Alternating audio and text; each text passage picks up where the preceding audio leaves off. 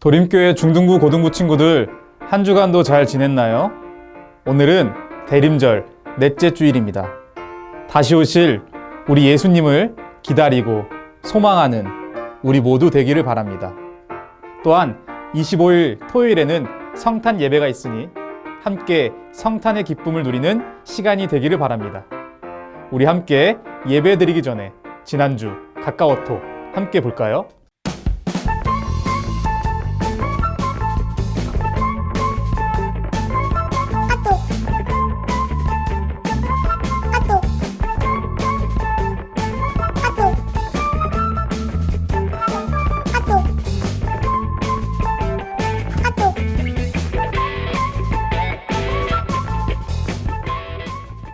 우리 친구들이 보내준 카카오톡 잘 보았나요? 다양한 성탄절 선물들을 우리 친구들이 잘 기억하고 있네요. 우리 이제 우리의 참 기쁨 대신 하나님께 온 맘 다해 예배 드리겠습니다. 사도신경으로 우리의 신앙을 하나님께 고백하겠습니다. 나는 전능하신 아버지 하나님, 천지의 창조주를 믿습니다. 나는 그의 유일하신 아들, 우리 주 예수 그리스도를 믿습니다. 그는 성령으로 잉태되어 동정녀 마리아에게서 나시고 본디오 빌라도에게 고난을 받아 십자가에 못 박혀 죽으시고 장사된 지 사흘 만에 죽은 자 가운데서 다시 살아나셨으며 하늘에 오르시어 전능하신 아버지 하나님 우편에 앉아 계시다가 거기로부터 살아있는 자와 죽은 자를 심판하러 오십니다. 나는 성령을 믿으며 거룩한 공교회와 성도의 교제와 죄를 용서받는 것과 몸의 부활과 영생을 믿습니다. 아멘. 예배를 위해 기도하겠습니다. 하나님의 은혜와 긍휼 없이는 살 수 없었던 올 한 해 코로나19로 우리나라뿐 아니라 온 세계가 고통을 겪고 있지만 그럼에도 불구하고 저희 중고등부 학생들과 선생님들을 보호하시고 인도하신 사랑의 하나님 감사와 찬송을 드립니다. 우리 죄를 위해 죽으시고 다시 사신 생명의 주님, 예수님 성탄을 기다리는 대림절 셋째 주를 맞이하여 오늘도 저희들이 온 마음을 다하고 성품을 다하여 하나님께 예배 드립니다. 주께서 우리 각자 있는 곳에서 예배 드릴 때 임자하여 주셔서 우리의 영적인 눈과 세상의 소리로 막힌 귀와 완악한 마음의 문을 여시고 하나님의 말씀을 듣고 회개하며 말씀대로 행하는 지혜로운 학생들이 되게 하여 주세요. 이스라엘 포로기 시대 생명을 담보로 우상 숭배를 강요하던 바벨론 제국에 하나님의 말씀을 준행하며 하나님의 살아계심과 영광을 나타냈던 다니엘과 사드락과 메삭과 아벳노고와 같은 믿음의 청소년들이 그리고 피 흘림 없이 영국의 노예 해방을 가져왔던 세상을 바꾼 그리스도인인 일보포스와 같은 믿음의 청소년들이 끊임없이 배출되게 하시고 이 혼탁하고 어두운 시대에 세상의 빛을 비추며 하나님의 영광을 나타내는 우리 중고등부 학생들이 되게 하여 주세요. 하나님 구하오니 속히 코로나19와 변종들이 우리나라뿐 아니라 세상에서 소멸되게 하시고 고통당하는 사람들을 고쳐주세요. 하나님 구하오니 우리나라의 사무엘과 다윗과 같이 하나님 마음에 합한 사람이 대통령으로 선출되게 하여 주세요. 하나님 구하오니 우리 교회가 요한계시록에 나오는 서문학 교회와 같이 하나님께 칭찬받는 교회가 되게 하여 주세요. 우리의 기도를 들으시고 응답하신 하나님께 감사를 드리며 예수님의 이름으로 기도합니다. 아멘. 오늘 우리에게 주시는 하나님의 말씀은 미가 5장 2절 말씀입니다. 말씀 봉독하겠습니다. 베들레헴 아브라다야, 너는 유다 족속 중에 작을지라도 이스라엘을 다스릴 자가 네게서 네게로 나올 것이라. 그의 근본은 상고의 영혼에 있으니라. 미가 5장 2절 말씀. 아멘. 하늘에는 영광, 땅에는 평화. 이 복된 소리가 우리의 마음과 삶에 울려 퍼지기를 바랍니다. 우리 친구들은 오늘 본문 말씀을 함께 따라 읽으면서 어떤 생각이 들었나요? 사실 굉장히 어려운 단어가 연속적으로 있습니다. 베들레헴 에브라다야. 특히 에브라다라는 말이 있습니다.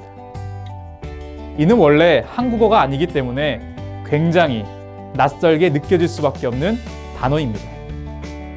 그러나 전체 말씀을 이해하는 데 있어서는 그렇게 중요하지는 않습니다. 창세기 48장을 보면 에브라시라는 곳은 라헬을 장사 지낸 곳으로 기록되어 있습니다.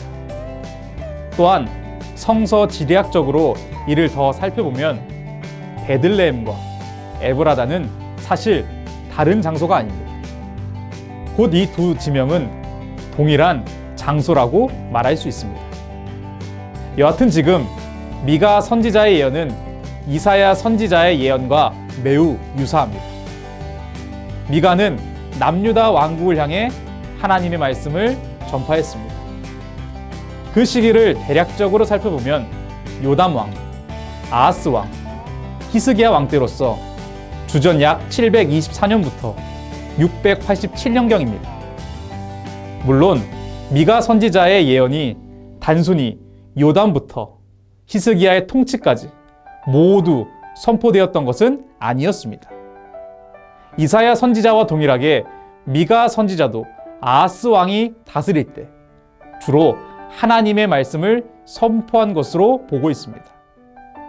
그러므로 이사야와 미가는 동일한 시간 속에서 하나님의 말씀을 전했다고 정의할 수 있습니다. 미가의 예언의 전체적인 면을 보면 대체적으로 예루살렘에 거주하고 있는 부유한 사람들을 향해 있던 것을 알 수 있습니다. 당대에 예루살렘에 있는 부자들은 가난한 이들을 억압하며 그들의 없는 재산까지 갈취하고 있었습니다. 우리는 미가 선지자의 선포를 살펴보면 희망과 기쁨이 가득한 성탄의 메시지를 쉽게 떠올립니다. 그러나 미가의 선포는 이러한 억압과 폭력이 난무한 시간 속에서 그 나라를 다스리는 통치자, 즉 왕을 향한 쓴소리였습니다. 그래서 바로 앞구절 미가 5장 1절은 약간의 거부감이 들기도 합니다. 딸 군대여, 너는 때를 모을지어다. 그들이 우리를 애워쌌으니 막대기로 이스라엘 재판자의 뺨을 치리로다. 때를 모은다. 우리를 애워싼다. 난해한 이 구절을 신학자들은 다양하게 해석합니다. 그중 하나가 열광적인 종교의 모습으로 자해를 한다. 또는 때를 지어 둘러싼다. 그래서 예루살렘에 거주하는 자들이 외부에 있는 적으로부터 구원받기를 희망하며 정신을 놓고 각자 자신의 칼을 쥐고 휘두르고 있다 라고 보기도 합니다.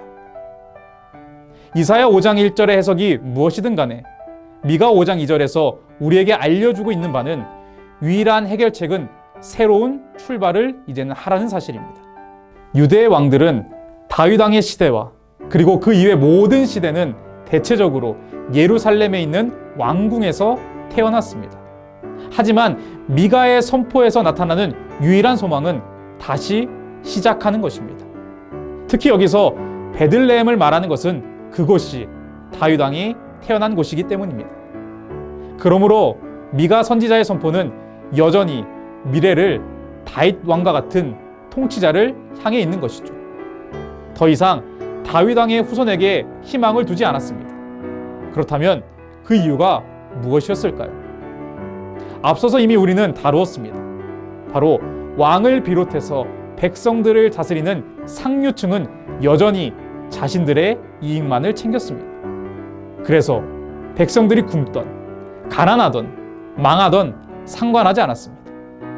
그래서 오로지 희망은 다윗 왕과 같은 통치자입니다. 너는 유다 족속 중에 작을지라도. 여기서 이 표현은 별로 중요하지 않다는 것입니다. 가장 어리다는 것입니다.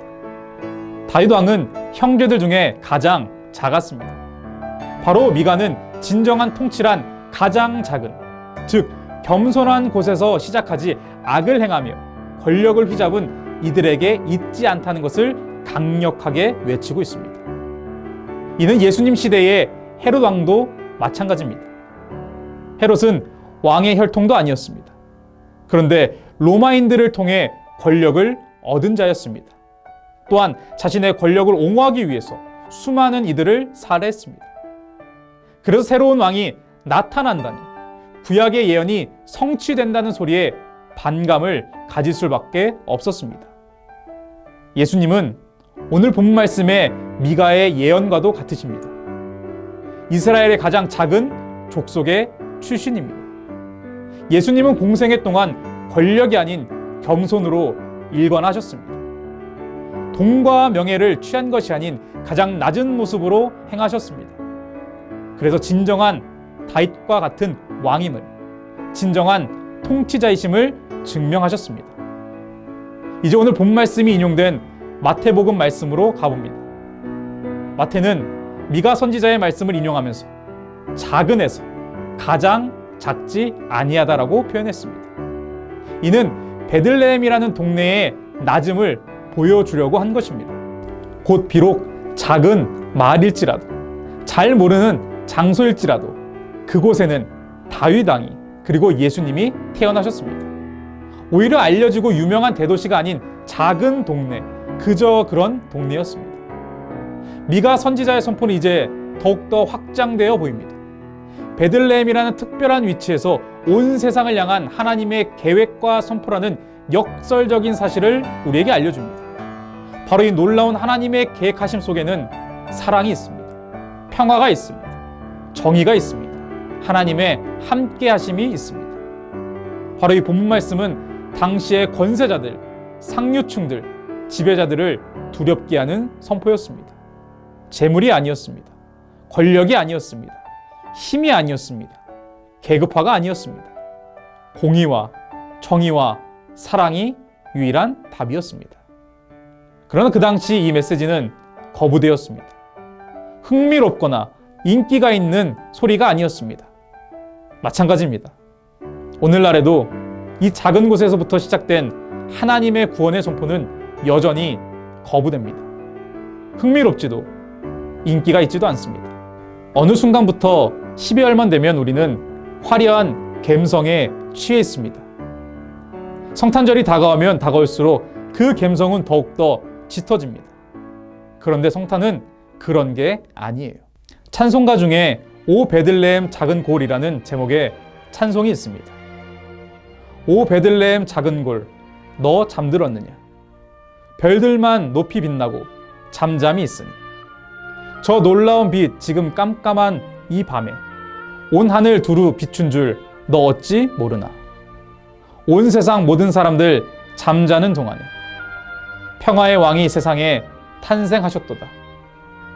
저 새벽별이 홀로 그 일을 아는 듯 밤새껏 귀한 그 일을 말없이 지켰네. 오 놀라우신 하나님, 큰 선물 주시니 주 믿는 사람 마음에 큰 은혜 받도다. 이 죄악 세상 사람 주 오심 모르나? 주 영접하는 사람들 그 맘에 오시네. 오 베들레헴 예수님, 내 맘에 오셔서 내 죄를 모두 사하고 늘 함께 하소서. 저 천사들의 소식 나 기뻐 드리니 오 임마누엘 예수님, 내 맘에 오소서. 이 소식은 크고 대단하며 휘황찬란하지 않습니다. 작은 곳에서부터, 작은 것으로부터, 작은 것들을 위한, 바로 그렇게 참 평화는 시작되었습니다. 그 어린 주 예수, 눌 자리 없어. 기도하겠습니다. 주님의 사랑과 은혜에 감사드립니다. 대림절 넷째 주를 시작하며 성탄을 기다립니다. 가장 작은 곳으로부터, 또한 작은 우리를 위한 이 기쁨의 소식이 우리 주위에 잔잔히 흘러 퍼지도록 역사하여 주옵소서. 낮고 천한 이 땅에 우리를 위해 오신 주님을 기억하며 우리도 사랑하고 섬기는 믿음의 사람들이 되게 하여 주옵소서. 예수님의 이름으로 기도드립니다. 아멘. 주기도문으로 예배를 마치겠습니다.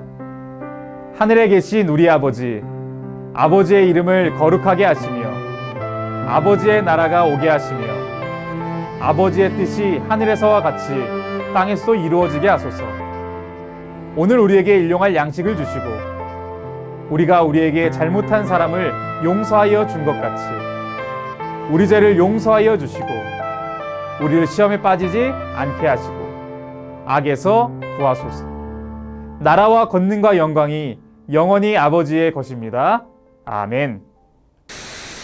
도림교회 중고등부 친구들 안녕. 2021년 12월 셋째 주일 광고를 전해드리겠습니다. 중등부 고등부 예배는 별도의 광고가 없는 한 영상 예배로 드려집니다. 성전 예배와 동일한 마음과 자세로 예배드리는 우리 모든 친구들이 되기를 바랍니다.